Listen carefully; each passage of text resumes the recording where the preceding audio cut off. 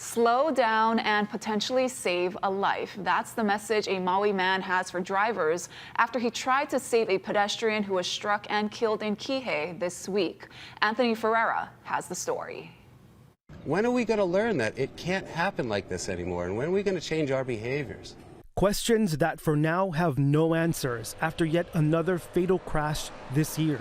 Thomas Powers witnessed the latest tragedy on Maui as he drove to work Monday night in Kihei and saw a driver slam into a man near East Lipua Street. But the driver was going very, very quickly up that lane.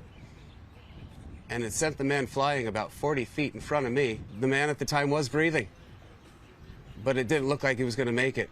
Powers applied pressure to the man's injuries until first responders arrived. But the 70-year-old victim from Ma'alaya died at the scene. To see that, I have compassion for human beings, and to see that, it's destroying me. It was all avoidable. None of it needed to happen. The person didn't need to be in the street. The guy didn't need to be driving like that, recklessly. This is the 10th person to die on Maui's roads this year, a 50% increase since last May.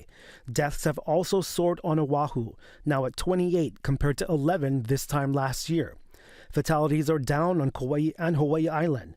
The Big Island's police chief says safety on the roads is a priority. So, we try to focus on enforcement, and that's part of the solution, making sure that people have a realistic expectation that if they decide to drive while impaired, if they decide to use their mobile device or they're driving distracted, there's a realistic expectation that we might catch them. MPD says the 42-year-old unnamed driver in the Kihei crash was speeding and driving drunk.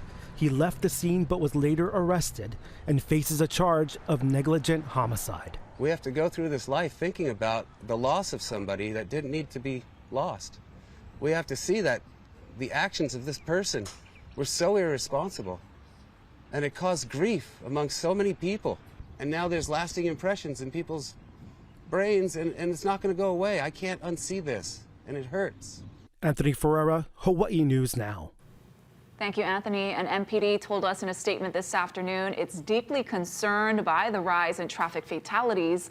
Lieutenant Kenneth Kihata said police are asking every community member to stay vigilant and make responsible choices that protect lives.